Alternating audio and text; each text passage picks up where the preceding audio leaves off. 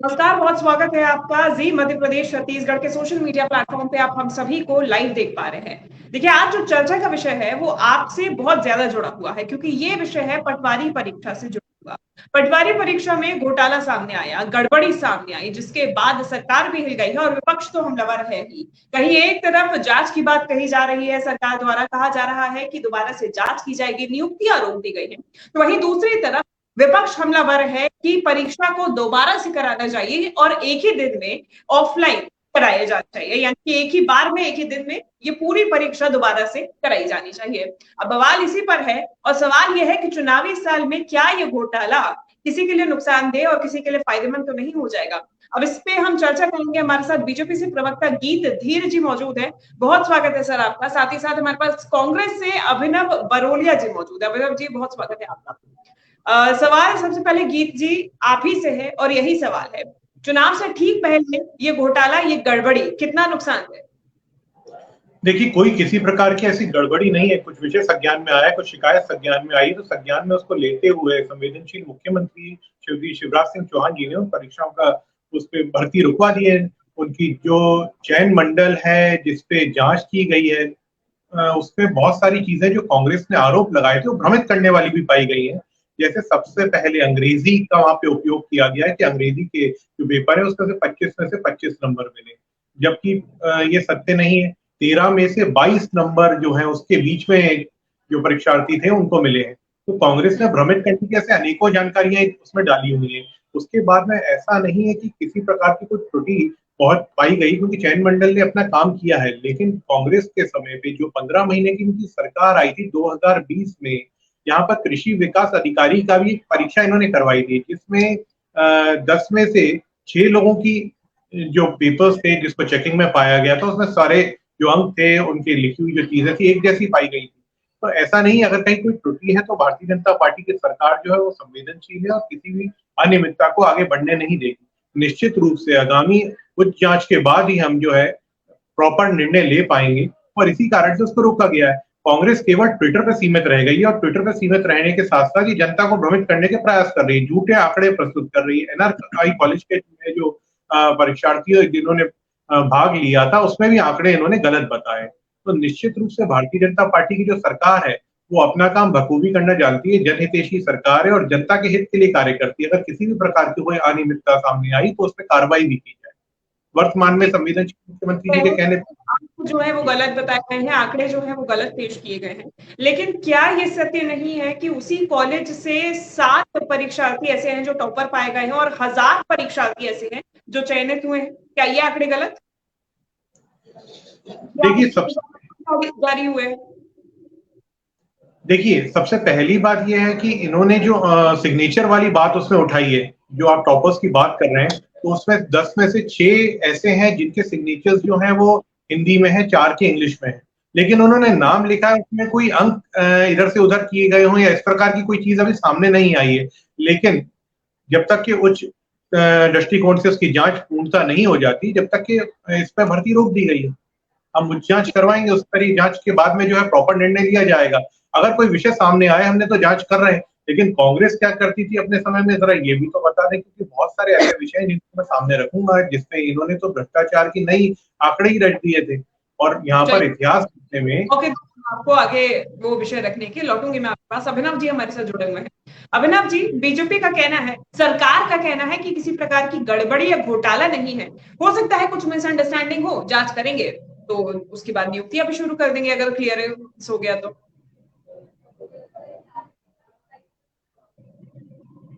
अभिनव जी, मुझे सुन पा रहे हैं? मुझे लगता है कि सरकार और इनके जो सो कॉल्ड प्रवक्ता है वो साफ गोई से इस तरीके से बच्चों का भविष्य बर्बाद करके निकल नहीं सकते हैं छोटी सी बातें बोलकर। जिस तरीके से 18 साल की भ्रष्टाचार घोटाले वाली सरकार मध्य प्रदेश में चल रही है, जो अभ्यर्थी थे 12 लाख के आसपास, उसमें से 8,500 चयनित हुए, वो बच्चों का भविष्य भी अधर में गया। और जो 1.5 लाख बच्चे जो हैं, जो सड़कों पर है, टीकमगढ़, इंदौर, तमाम जगह सड़कों पर है, उनका भविष्य भी अधर में लटका हुआ है। इतना सारा पैसा, मतलब आप समझिए 750 करोड़ के आसपास की एफडी पैसा होता है, उसकी एफडी बनी हुई है। इतना पैसा लेके इतना बड़ा घोटाला, एक कंपनी को आपने ऑनलाइन का एग्जाम करने के लिए दिया, एक सेंटर से आपने सिर्फ 7-7 बच्चों को निकाल मतलब सेलेक्ट कर लिया। कितना बड़ा स्कैम है ये ऑनलाइन घोटाला, इस देश का सबसे बड़ा ऑनलाइन घोटाला है, जिसके खिलाफ कल सड़कों पर युवा थे, उनकी भी चिंता नहीं है, कोस रहे हैं कि कांग्रेस नेतागिरी कर रही है इसमें। कांग्रेस मतलब आप सोचिए, इनके अंदर जज्बात भी नहीं बचे हैं। यहां बैठकर सिर्फ कोरी कोरी बातें करने से कुछ नहीं होगा। हर घर में किस तरीके से एग्जाम फीस भरते हैं बच्चे, बेचारे छोटे छोटे बच्चे किस तरीके से अपने भविष्य के लिए लड़ते हैं, आज उनके दिल पर क्या गुजर रही होगी, किस तरीके से एग्जाम देते हैं, फिर उनका सिलेक्शन नहीं होता है, आत्महत्या की तरफ जाते हैं, बिगड़ जाते हैं, लेकिन कुछ भी नहीं है उनके कहने के लिए, करने के लिए। अभिनव जी, आप कहते हैं कि सरकार इस बाबत सोच नहीं रही है, लेकिन जब कांग्रेस ये मांग करती है कि ये पूरी परीक्षा की जो प्रक्रिया है वो दोबारा से कराई जानी चाहिए, पूरी परीक्षा एक ही दिन में ऑफलाइन कराई जानी चाहिए, पूरी परीक्षा को रद्द कर दिया जाना चाहिए, क्या तब आप उन छात्रों का सोचते हैं जो कि ग्वालियर में एग्जाम देने आए भी नहीं थे, जो उस विद्यालय जी शिवांगी जी, सरकार को तो परीक्षा शुल्क भी नहीं लेना चाहिए। आवाज आ रही है आपको शिवांगी जी मेरी? लैग कर रही है तो आप बोलिए। शिवांगी जी आपकी आवाज नहीं आ रही है प्रॉपर। बोलिए बोलिए अभिनव जी। शिवांगी जी, मेरा ये कहना है परीक्षा का शुल्क भी नहीं लेना चाहिए उन बच्चों से, परीक्षा शुल्क भी नहीं लेना चाहिए। एग्जाम की जांच, ये जांच कैसी करेंगे वो पता नहीं है, क्या करेंगे ये इतना पैसा इतना गबन कर करके आखिरी समय बचा है, इनको कुछ नहीं मिला तो युवाओं के बच्चों से खेल गए ये लोग। सोचिए आप, ऑनलाइन एग्जाम करा के हमारे युवा जो भविष्य है, एक पीढ़ी को बर्बाद कर चुके हैं। शिवांगी जी, शिवांगी जी एक मिनट, एक पीढ़ी को बर्बाद कर चुके हैं, आने वाली पीढ़ी को भी बर्बाद करने की तैयारी कर ली। इतना बड़ा स्कैम कर दिया, सड़कों पर युवा हैं, लाठी डंडे खा रहे हैं, नौकरियां नहीं है, परेशान है, और इतना बड़ा ऑनलाइन स्कैम, कोई जवाब नहीं है। कोई से बैठ के बस अपने शिवराज जी का बखान करना, अपने शिवराज जी, सड़कों पर युवा परेशान हो रहा है इतना बड़ा घोटाला होने के बाद। कहते जांच करेंगे, अरे कुछ मालूम ही नहीं है क्या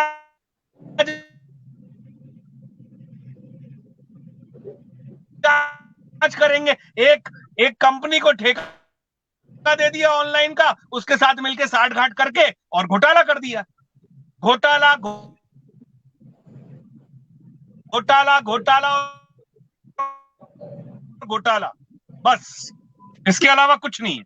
ठीक है अभिनव जी, एक छोटी सी रिक्वेस्ट है, आप कोशिश कीजिएगा कि आप थोड़ा सा नेटवर्क अपना चेक कर पाए। आपकी आवाज बहुत ज्यादा कट रही है, या तो आप लीव करके दोबारा से ज्वाइन करने की कोशिश कीजिएगा। नेटवर्क इशू हो रहा है आपके एंड से, आपकी आवाज बहुत कट रही है। लौटूंगी मैं अभिनव जी आपके पास में जब तक ये रिज्वाइन कर रहे हैं। गीत जी, लगातार विपक्ष हमलावर है, घोटालों की बात की जा रही है और अभी से नहीं, व्यापक घोटाले की भी याद दिलाई जा रही है। आगे जांच के लिए क्या सरकार का क्या मोडस ऑपरेंडी रहेगा, क्या प्रक्रिया अपनाई जाएगी, सरकार ये जो अपने आप ऊपर आरोप लग रहे हैं उससे कैसे हाथ धोएगी? देखिए, उस स्तरीय जांच हमारी जो है बिल्कुल प्रारंभ हो चुकी है, लेकिन मैं बहुत महत्वपूर्ण बात जनता के सामने रखना चाहूंगा। ये मेरे को अभी अभिनव जी ने जो बोला है, मैंने भी सुना है, जनता भी सुन रही है, क्योंकि जो डिबेट है ये जनता देखती है। जी टीवी एक प्लेटफॉर्म ऐसा है जिसको देश जो है उस पर विश्वास रखता है, तो जनता के बीच में सत्य जाए, मैं इसलिए ये कुछ बातें जो है अभिनव जी से पूछना भी चाहूंगा। लेकिन उसके पहले एक बात बता देता हूँ, ये जो परीक्षाएं हुई है ये तो मार्च 2023 से अप्रैल 2023 के बीच में हुई है, उसके जो परिणाम आए वो जून 2023 में आ चुके थे। लेकिन क्योंकि मानसून सत्र यहाँ पर मध्य प्रदेश का, खास करके उसमें विषय बनाया जाए जनता को बरगलाया कैसे जाए, कांग्रेस ने केवल और केवल जनता में भ्रम फैलाने के लिए विषय फैलाया था। मैं अपने दोस्त अभिनव जी से पूछना चाहूंगा कि अभिनव जी, क्या आपको जानकारी है कि मध्य प्रदेश के कितने शहरों में ये परीक्षा हुई थी, कितने परीक्षा केंद्रों पे हुई थी जो आप आरोप लगा रहे हैं? आपके पास कोई डेटा है? और नहीं है तो मुझे बताइए, मैं देता हूं डेटा आपको और आंकड़े बताता हूं, फिर अपन आंकड़े पे बात करेंगे, क्योंकि आपने 1000 लोग और ये जो आप बोल रहे थे वो पूरे आंकड़े मैं आपको सही बताता हूं। तो मेरा सवाल है अभिनव जी आपसे, मैं चाहूंगा कि आप पहले इसका उत्तर दें, फिर मैं पूरे आंकड़े देता हूँ। जी फिलहाल टेक्निकल इशू की वजह से अभिनव जी हमारे साथ नहीं और रिजॉइन कर रहे हैं, उनकी आवाज कट रही थी। मैं जब तक के ये जो आंकड़ा मैं रख देता हूँ, देखिए 13 शहरों में जो है ये परीक्षा करवाई गई थी। इन 13 शहरों में 78 परीक्षा केंद्र थे। इसमें ये परीक्षा जो थी संपन्न करवाई हुई थी। परीक्षा के जो परिणाम आए तो 8617 पदों पे मेरिट लिस्ट की सूची जो थी वो 30/6/2023 को जारी की गई।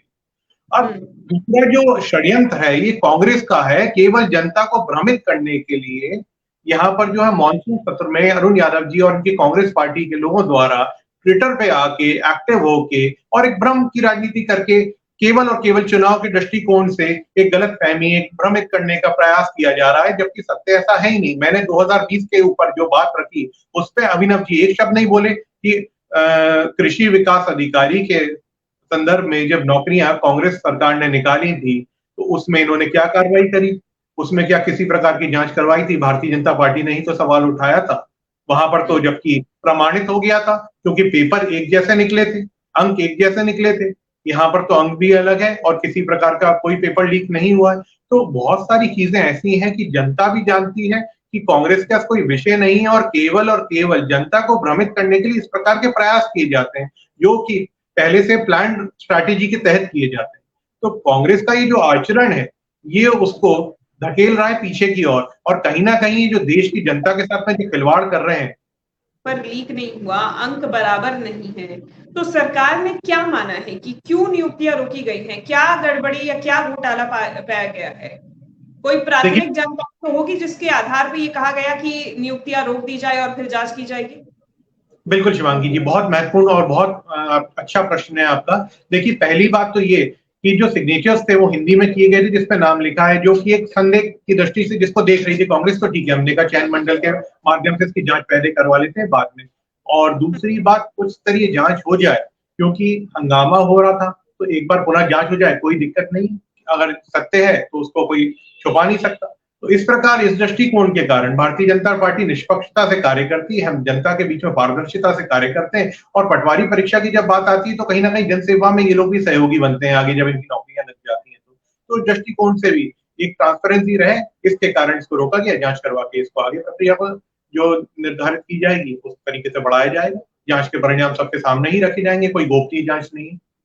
तो मैं कांग्रेस के मित्र को ये भी बोलना चाहूंगा और सारे कांग्रेसियों को चेतावनी भी देना चाहूंगा कि इस प्रकार का मेरे मध्य प्रदेश की जनता को भ्रमित करने का प्रयास दोबारा ना करें, क्योंकि मेरे मध्य प्रदेश की जनता बहुत समझदार है। आगामी चुनाव में जो है आपको एहसास भी करवा देगी इस बात का, क्योंकि यहाँ पर जो व्यक्ति है वो मेहनत से परिश्रम से पढ़ लिख कर जाता है और इस प्रकार का भ्रमित एक प्रयास करने से बहुत सारे जो लोग हैं वो परेशान होते हैं। ठीक है जी, आप कह रहे हैं कि इस तरीके से जनता को मैसेज ना जाए, लेकिन जनता भी देख रही है, कलाकार तक देख रहे हैं। एमपी में काबा तक एक सॉन्ग रिलीज हो गया है, आपने सुना होगा, उसमें भी घोटालों का ही जिक्र किया जा रहा है। तो ऐसा क्यों कि आपके कार्यकाल के घोटाले या फिर गड़बड़ियां इतनी बड़ी होकर उजागर हो रही है? व्यापक घोटाले की बात करें, पटवारी जिसने तूल इतना पकड़ लिया है, तो ऐसा क्यों कि आपके कार्यकाल में ही ये नुकसान आपको झेलना पड़ रहा है? देखिए शिवांगी जी, जहां तक के व्यापम की बात आती है तो न्यायिक प्रक्रिया में है वो विषय, उसके ऊपर कुछ बोलना जो है ठीक नहीं रहेगा। लेकिन क्लीन चिट भी मिल गई है, मैं ये भी बता देता हूँ, ये भी सब जानते हैं जिसको मिली है, उसके ऊपर मेरा टिप्पणी करना ठीक नहीं रहेगा।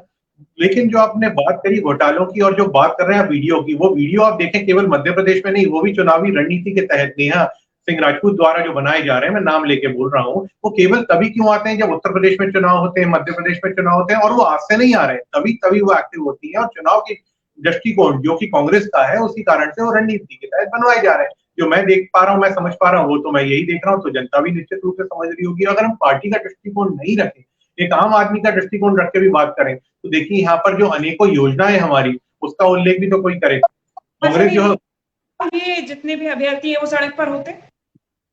जी, आपकी आवाज कट के आई, एक बार रिपीट करेंगे क्वेश्चन की? तो क्या तमाम अभ्यर्थी सड़क पर होते?